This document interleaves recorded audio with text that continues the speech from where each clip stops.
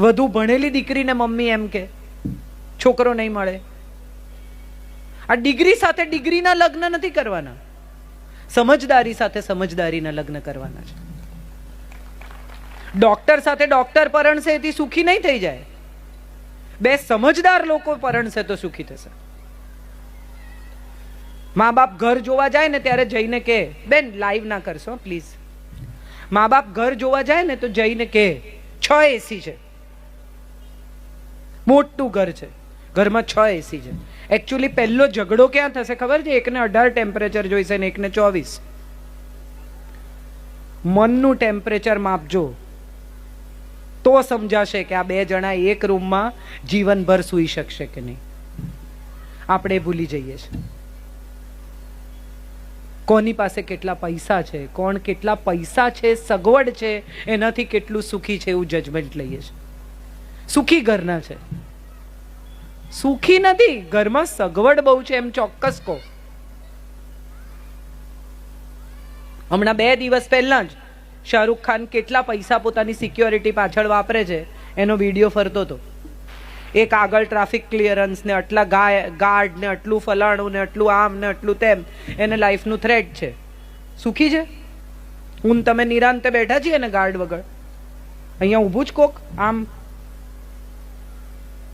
તમે બાથરૂમ જાઓ તો એ બહાર ઊભા રહે પબ્લિક ટોયલેટ, તમને શાંતિથી બાથરૂમ ન જવા દે, એને તમે સુખ કહો છો? તમે જમતા હો તો એ માથે આમ ઊભા રહે ગન લઈને, એને સુખ કહીશું? સુખ તો નિરાંતે જીવવામાં છે. હવે આ નિરાંત શું છે એ બીજો સવાલ છે. દરેક માણસને એમ છે કે હજી એક ઘર, હજી એક રૂમ, હજી એક ગાડી. જાવેદ સાહેબનો બહુ સરસ શેર છે કે તેરા और मेरा बस एक ही गम है, एक घर, हर घर में एक कमरा कम है. तेरा और मेरा बस एक ही गम है, हर घर में एक कमरा कम है. બધાને એમ છે કે હજી એક થોડું બસ, પછી બરાબર. હવે આ થોડું છે ને એ મેળવવા જાવ ત્યાં પેલું થોડું સેજ આગળ જતું રહ્યું. કેટલા બધા પતિઓ, હું આ વાત વારંવાર કહું છું ને આજે ફરી કહું છું કે કેટલા બધા પતિઓ એવું નક્કી કરે કે આપણે યુરોપની ટૂર પર જઈશું. છોકરા મોટા થઈ જશે ને પછી, આ જવાબદારી પૂરી થઈ જશે ને પછી, આમ થઈ જશે ને પછી, અને છેલ્લે જ્યારે યુરોપની ટૂર પર જાય ને ત્યારે રોમની ગલીમાં પત્ની એમ કે તમે થતા આવો, હવે મારથી નહીં ચલાય.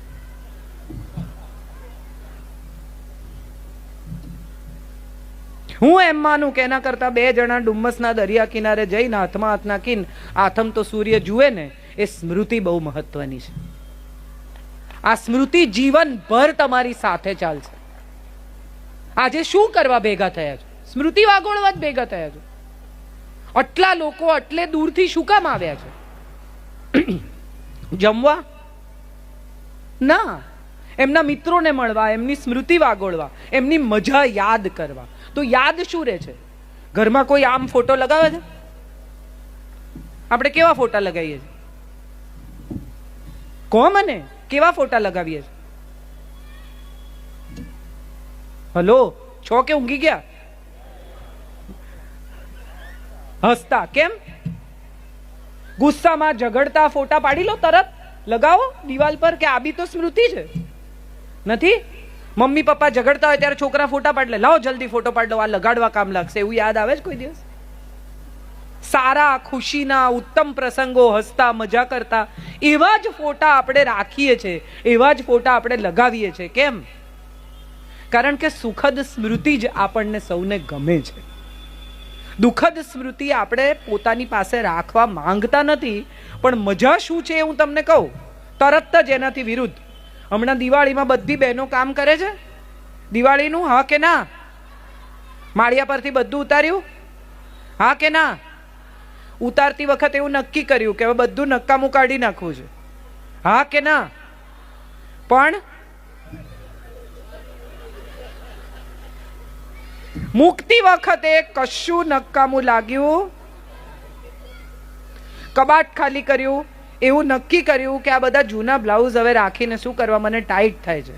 પછી આમ જોયા, પાતળી થઈશ ત્યારે પહેરીશ. આ તો કાઢી થોડા નંખાયા, તો મારા લગ્નનો બ્લાઉઝ છે. બેન, લગ્નમાં તમે 45 કિલોના હતા, આજે 65 ના છો. કોઈ સંજોગોમાં બ્લાઉઝ નહીં ચડે, પણ તેમ છતાંય એ રાખવો છે, કારણ કે એમાં સુખદ સ્મૃતિ છે, એમાં એ દિવસોની સુવાસ છે, એ દિવસોનો સંબંધનો શ્વાસ છે. પહેરાય કે ન પહેરાય, એની પર હાથ ફેરવીને એક ક્ષણમાં પસાર થવાનો આનંદ છે. કોઈ દિવસ ખૂબ ઝઘડ્યા હોય સાડી સાચવી રાખી છે કે આ બ્લુ સાડી પહેરી હતી ને ત્યારે તો અમે એવા લડેલા, એવી રાખી છે કોઈ દિવસ? કોઈ જબ્બો ટીંગાડી રાખ્યો હોય કે આ તો એવો જબ્બો છે ઐતિહાસિક, કે એવો ઝઘડો થયો તો એ દિવસે તો, ને પછી રાતે હું તો ઘર છોડીને નીકળી ગયો, ફ્રેન્ડને ત્યાં સૂઈ ગયો, એ આ જબ્બો છે. રાખ્યો છે કોઈ દિવસ? તો અર્થ એ થયો કે આપણે બધા સુખી થવા માટે જ લગ્ન કરીએ છીએ, સુખી થવા માટે જ પરિવાર વસાવીએ છીએ. તો પછી થતા કેમ નથી?